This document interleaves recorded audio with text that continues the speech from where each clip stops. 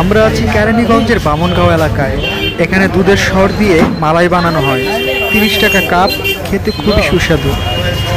দেখে লোভ সামলাতে পারলাম না, তাই দুই বন্ধু মিলে খেয়ে নিলাম এই বিখ্যাত মালাই।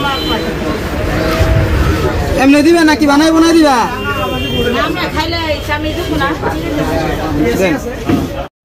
আমরা এখন সুস্বাদু বামনগাঁয়ের সুস্বাদু মালাই, হেভি টেস্ট। খাইতে কেমন?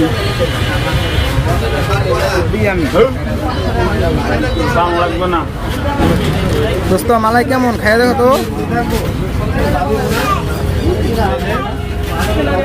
দইয়ের থেকে ভালো? হ্যাঁ ভালো চলে।